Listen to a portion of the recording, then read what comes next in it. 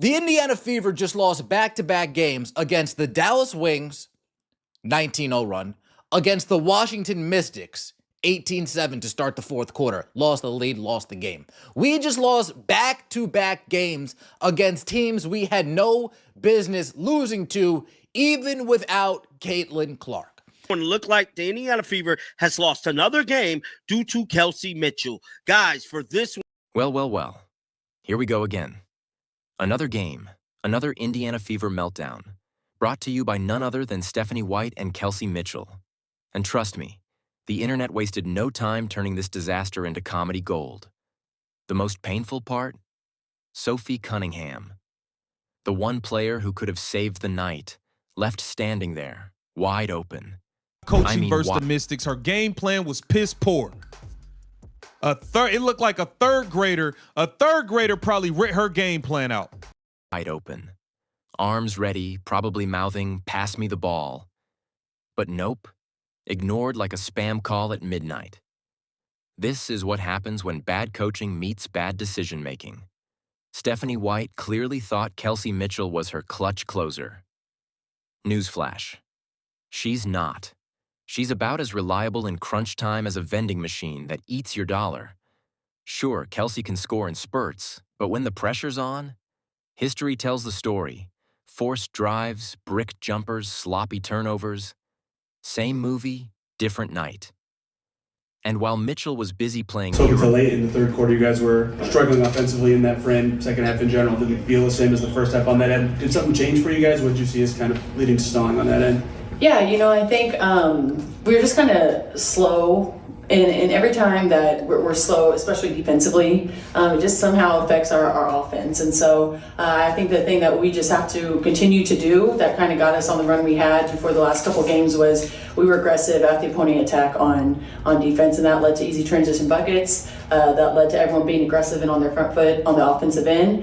And, we have new players, and that's okay. But, we just have to adjust, and we need them. We've faced a lot of adversity. But we should be used to that by now. Ball. Sophie Cunningham, who has proven time and again she's built for clutch moments, was left to rot on the sideline of that possession. That's not just a mistake. That's coaching malpractice.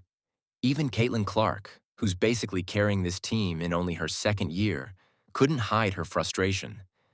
Cameras caught her face after the final play, pure disgust. And honestly, who can blame her? She's busting it every night, giving this team relevance, only to watch her coach hand the game away to the least clutch option on the roster. And let's be clear, this second quarter comes around, slippage starts to start. We get up to a 13-point lead.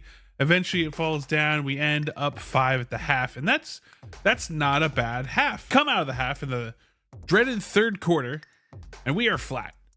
And I feel like in quarters like this, it just feels like we're slashing our own tires.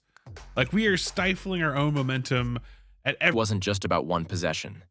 This was a full-scale collapse. Indiana had momentum. The crowd was into it. The Mystics weren't unbeatable. But the Fever coughed it up anyway. Lazy turnovers, predictable offense, sloppy defense. Stephanie White coaching like she found her plays in a dusty binder from 2010. When the game mattered most, it was the wrong player taking the wrong shot at the wrong time. That's not bad luck. That's incompetence. And fans weren't quiet about it either. Social media exploded with clips of Sophie Cunningham standing wide open like a human cheat code begging for the ball. The roasting of Mitchell and White was brutal, but let's be real. They earned every meme and every trade Kelsey now comment. The bigger issue? What's the long-term vision here? Because from the outside, it doesn't look like winning is the priority. If you truly wanted to win, you'd draw something up for Sophie Cunningham or Caitlin Clark, not Kelsey Mitchell. At this point, Mitchell has shown us who she is. She's not a closer. She never has been. And if you're Sophie Cunningham, how do you not feel disrespected? You do your job, you space the floor, you're ready in the clutch, and then you get ignored. That's how locker rooms lose faith in leadership. And once that trust is gone, good luck getting it back. Now let's talk standings. Indiana is sliding down to 7th place, hanging on to the playoffs by a thread. More dangerous team without Caitlin Clark conversation gone. How come once the Indiana Fever suddenly stopped that 5-game win streak, lose 3 of their last 4, how come Carolyn Peck has suddenly stopped showing up on TV? How come that narrative of the Indiana Fever are more dangerous without Caitlin Clark, why has that suddenly stopped? These aren't just losses. They're confidence killers. How are Clark, Boston, and Cunningham supposed to believe in this system when every tight game ends with the same train wreck? Speaking of Boston, she once again put up a strong performance, as always. And what does she get in return? Watching her team implode because her coach insists on rerunning the same failed experiment. Let's give it to Kelsey again. It's insanity. It's like putting dead batteries back in the remote and expecting the channel to change. And Caitlin Clark? She's the To the Stephanie White press conference, we know this lady is allergic, flat out allergic to the word accountability. Stephanie White takes no accountability for anything. We are going to watch her pass the blame to everybody. I have not watched it yet. I'm going to see it with you guys. face of the franchise, the future. The player Indiana should be building everything around. Yet here she is, year 2, already looking fed up with the organization. That's dangerous, because once she loses patience, the countdown begins, and Indiana cannot afford to lose her. The truth is simple.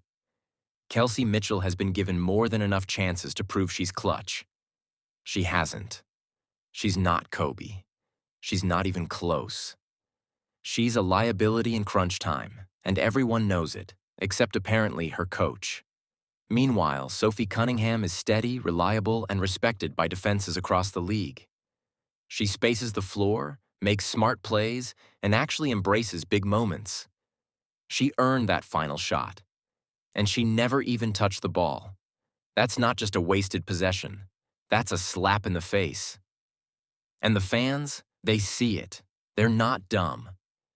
Every close Fever game now feels less like a chance to win and more like a countdown to disaster. Because we all know how the script ends. Clark and Boston shine, role players step up, and then when it matters most, Mitchell bricks the shot and the Fever walk off losers. Rinse, repeat, regret. Here's the bottom line. Stephanie White and Kelsey Mitchell didn't just lose a winnable game. They turned it into instant regret. White, for drawing up the same failed plan. Mitchell, for proving yet again she's not built for the moment.